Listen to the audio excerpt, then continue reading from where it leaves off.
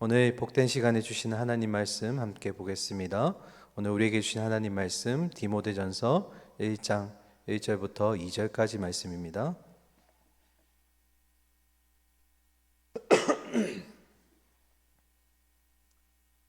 신약 성경 335면에 있습니다. 디모데전서 1장 1절부터 2절까지입니다.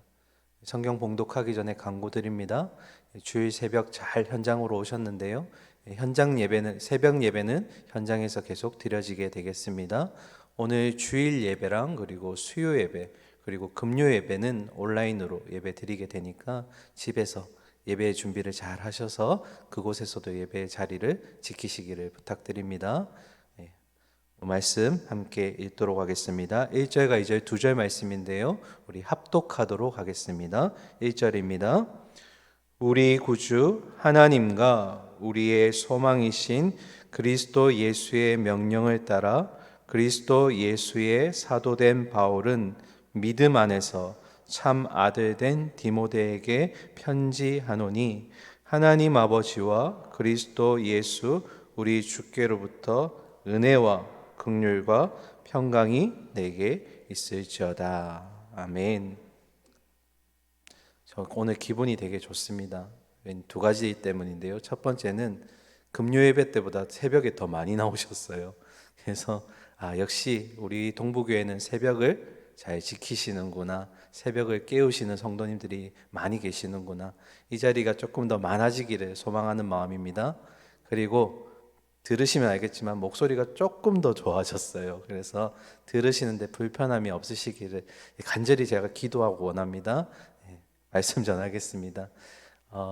오늘 이제 디모데전서 계속해서 보실 텐데요. 우리 지난 시간에 개요 나누었습니다. 잠깐 복습하고 오늘 두 절의 말씀 보실 텐데요.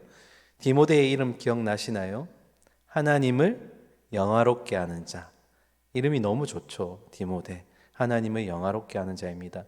실제로 그의 삶을 또 돌아보면 선교 사역을 통해서 그런 하나님을 영화롭게 하는 일들을 참 많이 했던 것 같습니다. 특별히 바울이 디모데를 선교의 동력자로 선택하게 된 이유가 세 가지였는데요. 첫 번째는 디모데의 출신 배경이었습니다.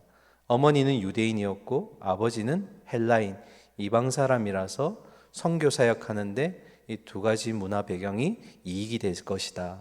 그리고 두 번째로 디모데는 주변의 많은 사람들로부터 칭찬받는 자였습니다. 신실하다고 칭찬받는 자. 그리고 마지막 세 번째는 그의 믿음이 그의 것으로 시작하지 않았죠. 외할머니와 어머니로부터 온 신앙이었습니다.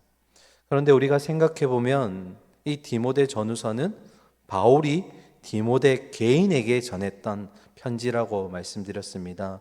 그래서 우리가 이런 질문을 하게 되었는데요.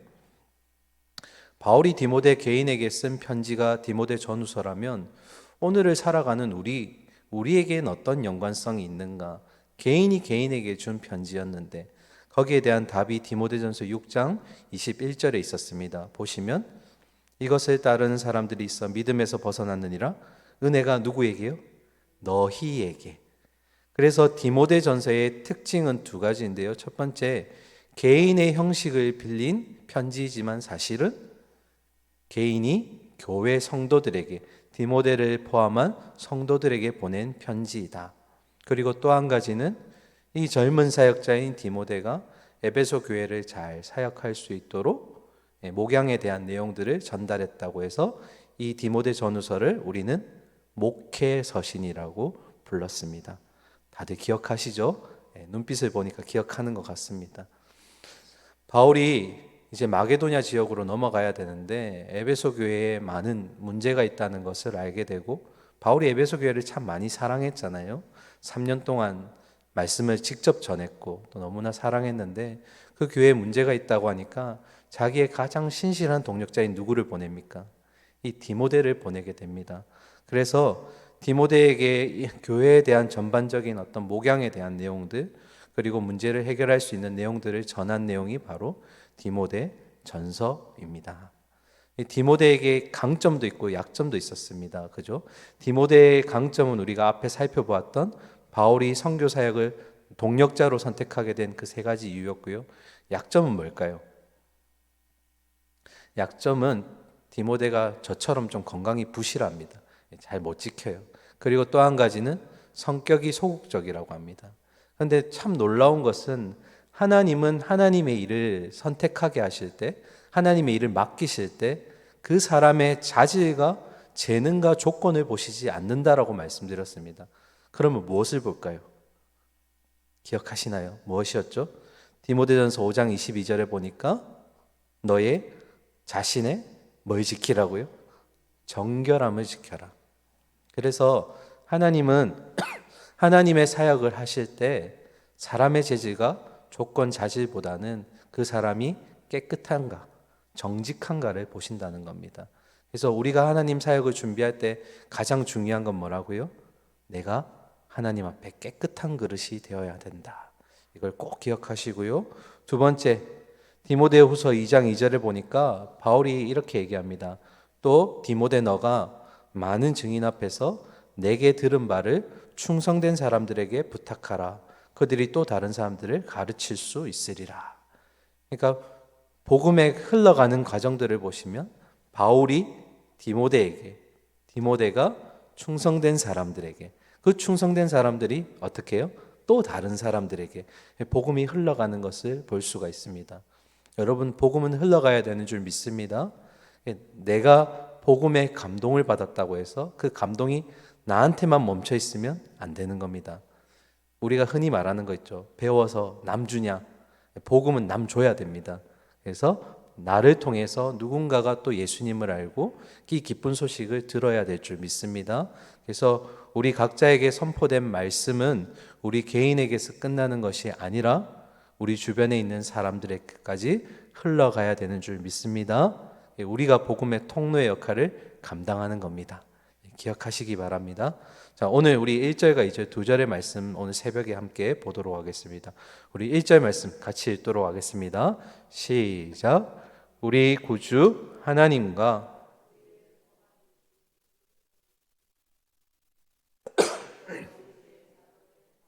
아멘. 자, 구주라는 단어가 나오는데요. 구원의 주라는 말입니다. 당시에 이 세대 때 이 구원의 주라는 단어가 이방신과 로마 황제에게 사용되는 호칭이었습니다. 그런데 오늘 바울은 누구에게 했습니까? 우리 구주 하나님이라고 했습니다. 그러니까 진짜 구원해 주는 누구라는 겁니까? 이방신도 아니고 로마의 황제도 아니고 우리 주 하나님이시다. 이 고백을 하면서 동시에 누가 우리의 소망이라고 되어 있습니까?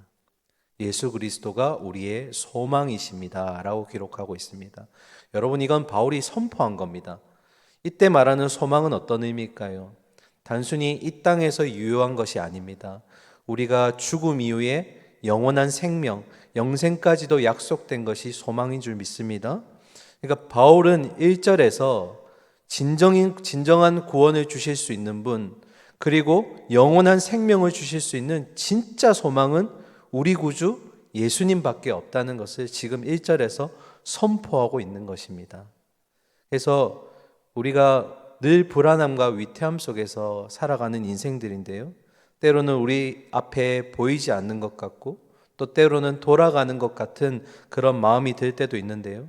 그러나 십자가에서의 대속적 죽음을 통해서 우리를 구원하신 그 주님이 이 땅에서 하늘 본향까지의 길을 이미 내어주신 줄 믿습니다. 누구에게요? 우리 각자 한 사람 한 사람에게 그 길을 이미 만들어주셨고 인도하고 계시는 줄 믿습니다. 그래서 누가 우리에게 지나가다가 툭 옆구리를 찌르면 무의식적으로 뭐가 나와야 되냐면 소망은 예수님입니다. 누가 툭 찌르면 뭐라고요? 소망은 오직 예수. 이 고백이 되어야 될 줄 믿습니다. 소망했는데 막 돈이요, 턱 찔렀는데 물질, 명예요, 막 이렇게 하면 안 됩니다. 턱 찌르면 뭐라고요? 예수 그리스도. 제가 목이 좋으니까 막 신이 났어요. 예수 그리스도. 우리의 소망은 오직 예수 그리스도밖에 없음을 고백합니다.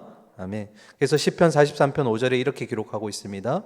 내 영혼아, 내가 어찌하여 낙심하며 어찌하여 내 속에서 불안해하는가? 너는 하나님께 소망을 두라. 그가 나타나 도우심으로 말미암아 내 하나님을 여전히 찬송하리로다. 할렐루야. 아멘. 믿으시기를 소망합니다. 다시 우리 1절로 돌아가 보시면 그리스도의 예수의 명령을 따라서 예수의 사도가 된 바울이라고 했습니다. 그러니까 바울이 사도가 된 것은 자기의 뜻이 아니라 예수님의 명령으로, 예수님의 뜻으로 이루어졌다라는 겁니다.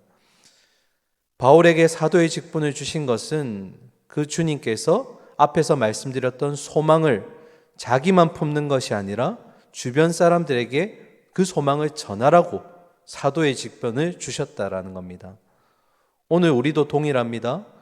바울처럼 오늘 나를 구원하셨고 새 소망을 주신 하나님이시라면 나에게 이 소망을 이제 복음의 빚진 자로서 전하라는 사명을 주신 줄 믿습니다.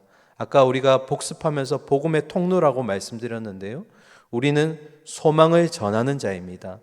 내 안에 있는 소망이 또 누군가에게 소망이 되고 그 소망이 확장되면서 하나님 나라도 확장되어 가는 것입니다. 우리에게 주신 명령을 잘 수행하시기를 부탁드립니다. 네, 아멘. 우리 2절 말씀 같이 읽겠습니다. 시작. 믿음 안에서 참 아들 된 디모데에게 편지하노니 하나님 아버지와 그리스도 예수 우리 주께로부터 은혜와 긍휼과 평강이 내게 있을지어다. 아멘. 바울이 지금 디모데를 뭐라고 부릅니까? 참 아들. 진짜 아들은 아니죠. 영적으로 낳은 아들입니다. 그런데 빌립보서 2장 22절에 보니까 이 디모데 역시 바울을 아버지를 섬기는 것 같이 섬긴다라고 하였습니다. 그러니까 복음 안에서 새로운 영적인 관계가 서로 형성이 된 것이고 이들은 주님 안에 동력자가 된 것입니다. 여러분, 제가 한 영혼을 그리스도에게로 인도할 때까지 저는 이런 바울과 같은 사랑과 책임이 필요하다고 생각합니다. 어떤 의미냐면 우리가 전도를 지금은 참 어려운 시기지만 해야 되겠죠. 전도를 하면 교회 앞마당까지 예배당까지는 잘 데리고 옵니다. 여기까지는 잘 데리고 오는데 그 뒤로 어떻게 합니까? 주로 주님, 내가 여기까지 이 영혼을 데리고 왔으니까 이제 주님이 알아서 해주세요. 이렇게 하면 될까요? 안 될까요? 안 됩니다. 바울처럼 어떻게 해요? 영적 아버지가 되어주는 그런 관계가 되어야 된다는 겁니다. 그래서 이렇게 나 몰라라 하는 전도 방식이 아니라 어떻게 해요? 그 영혼이 진심으로 주님을 영접하고 교회에 정착할 때까지, 아니 그 이후까지도 우리의 영혼에 대한 후속 조치가 계속 되어야 한다라는 겁니다. 제가 얼마 전에 이제 에어컨하고 냉장고를 이제 AS를 받았는데 이 가전제품도 AS가 무려 무상기간이 10년, 20년이에요. 그죠? 그런데 우리의 영혼에 대한 후속 조치는 그 영혼이 하나님 앞에 바로 서는 그날까지 계속되어야 된다라는 겁니다. 부디 마음에 품으신 영혼들을 전도하셨을 때 그 기쁨도 감동이지만 언제까지요? 그 영혼이 주님과 함께 잘 동행할 수 있을 그때까지 우리가 바울과 같은 사랑을 베풀어야 되고 책임을 가져야 될 줄 믿습니다. 아멘. 마지막으로 2절 마지막에 보시면 바울이 이렇게 얘기합니다. 하나님 아버지와 그리스도 예수 우리 주께로부터 은혜와 평강이 있을지어다. 너무 많이 보신 문구죠. 바울이 주로 축복의 말을 전할 때 늘상 하는 관용어적인 말입니다. 그런데 오늘 특별하게 바울이 한 단어를 추가했습니다. 뭘까요? 바로 긍휼이라는 단어입니다. 여러분, 긍휼이라는 단어는 상대방에 대한 그냥 불쌍하게 여기는 그런 마음, 가난하게 여기는 마음이 아닙니다. 정확한 의미는 상대방을 너무나 사랑하고 너무나 그 마음이 애절해서 애끓는 마음을 얘기합니다. 이 긍휼이란 마음을 이제 하나님께로 대입하면 하나님이 우리와 언약을 맺으셨죠. 그 언약에 기초하여서 이 하나님께서 사랑을 우리에게 전하실 때 그 마음이 긍휼의 마음이라는 겁니다. 단순히 그냥 불쌍하게 여기는 마음이 아닙니다. 상대방을 너무나 사랑하고 영혼에 대한 그런 갈망이 있어서 애절한 마음, 애끓는 마음입니다. 여러분, 그 사복음서에 보시면 이 예수님의 긍휼의 마음이 너무 많이 기록되어 있습니다. 그러면 마지막 질문인데요.